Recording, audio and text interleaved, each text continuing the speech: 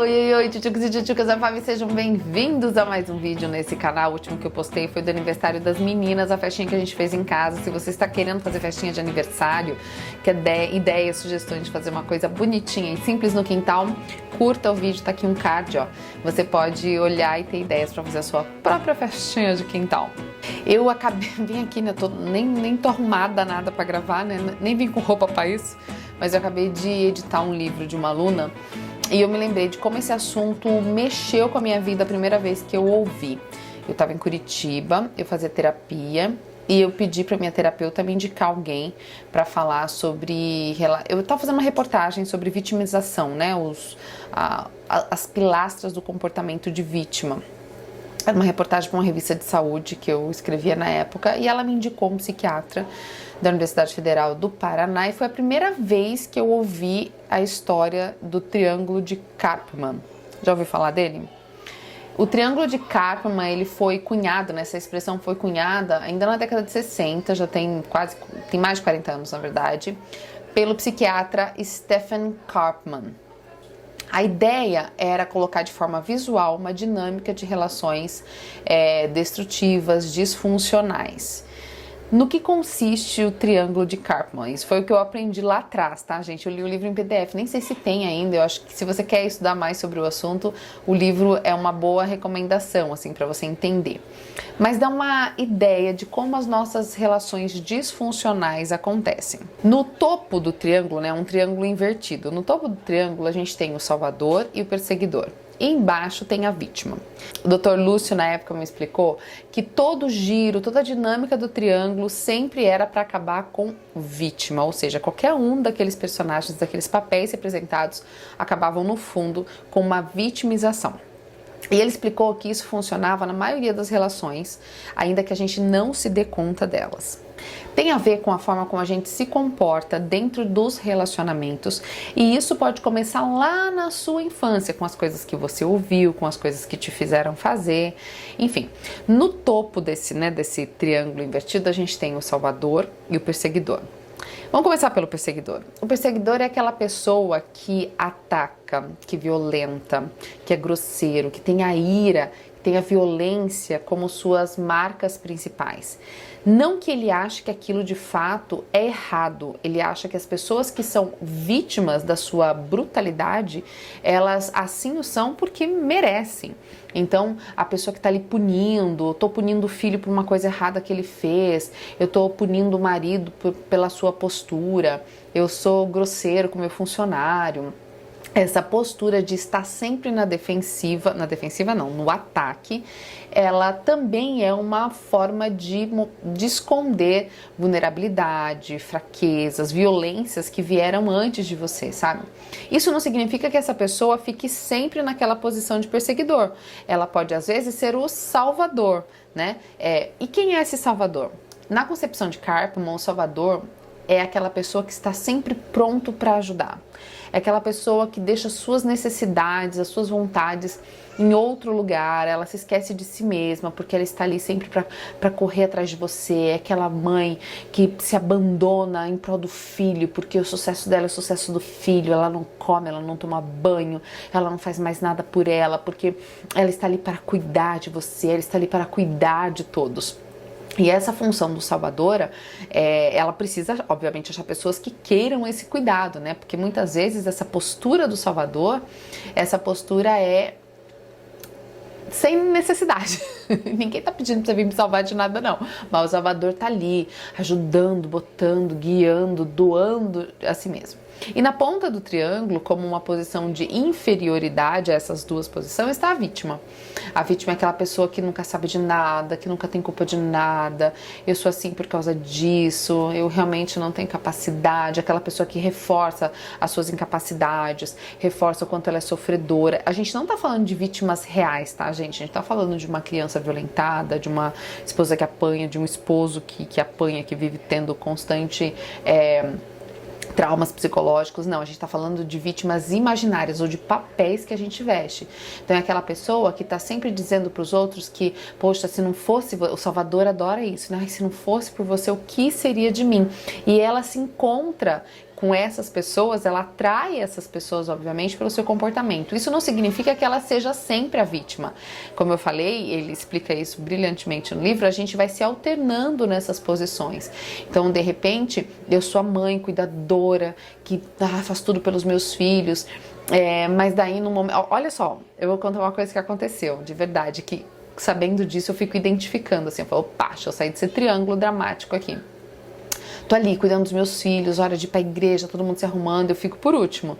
Dou café da manhã pra eles, vai marido, toma teu banho, deixa eu cuido do mundo. Todo mundo pronto, falta 2 minutos pra eu ir pra igreja. Aí não sobra tempo pra eu me arrumar, pra eu tomar um banho decente, pra eu fazer uma maquiagem, pra ficar bonita. Aí eu incorporo o que? O papel de vídeo, porque cuido de todo mundo, né? Tô ali me entregando e acabo sendo nada, sem importância. O pensamento, ele vem no automático, porque esse padrão de vitimização, ele é muito comum, ele é muito arraigado, né? Desde o Éden, gente. Mas sempre, foi a serpente que... Eu mesmo não tive culpa de nada. Foi a serpente que me deu esse negócio aqui. Aí vai lá e fala pro marido, escuta, não, foi o senhor que me deu essa mulher aqui. Eu não queria. Ela chegou com esse negócio aí, eu comi. Essa nossa terceirização da responsabilidade, porque a vítima, ela nunca se responsabiliza. O perseguidor também não, porque afinal de contas, só aconteceu, entendeu? Eu não tenho culpa de ser essa pessoa doentia, violenta, que xinga, que agride. Você fez eu me comportar assim, entendeu? Mas aí essa mesma pessoa que tá ali se vitimando, poxa, não deu tempo pra mim, na hora que o outro fala, tá, mas você que quis, porque... Aí começa a agredir e ela vai assim, em questão de segundos, ela vai mudando essa posição do triângulo. Só que esse triângulo de Karpman, ele mostra a nossa imaturidade em lidar com as nossas responsabilidades e esse nosso vício em ser vítima, porque todas essas funções, todos esses papéis acabam resultando em vitimização. E a vitimização, ela nada mais é do que uma declaração de que eu não assumo as minhas responsabilidades. Então, quando eu digo, mas eu não tenho uma carreira, né? Eu não tenho uma profissão, porque passei a vida seguindo você, né, marido? Porque você mudou, porque eu passei a vida cuidando da casa. Não, você não tem porque você não quis. Você podia ter estudado em casa, você podia ter lido, você podia ser uma pessoa culta, você podia ter feito um curso à distância. Você não quis. Mas você não assume isso, você não assume que você não foi perseverante nos teus sonhos, que você não foi responsável com a tua rotina. Não, a culpa precisa ser de alguém. Por outro lado, o Salvador tá ali alternando nesse papel de, eu cuido de todo mundo, eu também sou vítima, mas se alguém me fala alguma coisa, eu vou lá e agrido. Por quê? Porque ele não assume o fato de que talvez ninguém precise dele, de que ninguém está pedindo a opinião dele, de que ninguém está querendo a ajuda dele para ele viver a própria vida. Como ele não tem repertório para a própria vida, ele não sabe fazer coisas que deem prazer, ele não sabe viver em função de si mesmo, ele não gosta daquilo que ele vê, ele vive em função de fazer as coisas para os outros para assim ter uma desculpa para a sua vida infeliz, para a sua vida sem repertório, para a sua vida sem interesse.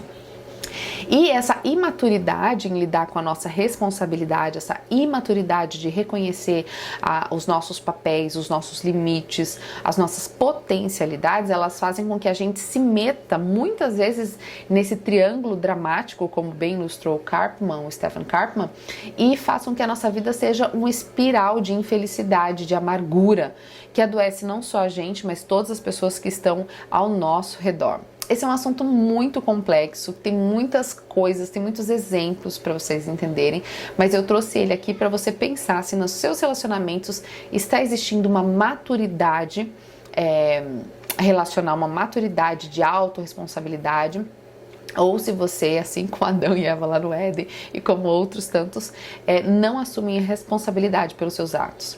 E eu falo isso porque vira e mexe eu falo pra vocês que às vezes eu gostaria de não ter livre-arbítrio e assim eu não pecaria e assim eu não faria nada que desagradasse o meu Deus. E isso é um pouco do reflexo do triângulo de Karpman na vida espiritual, porque a gente não quer assumir a responsabilidade pelo que é de fato nosso, ao invés de ficar invadindo o espaço do outro, a gente vai lá e acusa conduta, acusa a postura do outro nesse relacionamento, né, espiritual, ou a gente vai lá e fica eternamente defendendo a organização, defendendo um estilo musical, defendendo uma pessoa, defendendo aquilo. Ou a gente tá ali sempre sendo vítima, né? Porque eu realmente não tenho a vida espiritual com Deus, porque as pessoas são muito cruéis, as pessoas são ruins, as pessoas julgam, e é por isso que eu tenho essa vida fraca, que eu não vou pra igreja. Aí vou cair vou falar de igreja.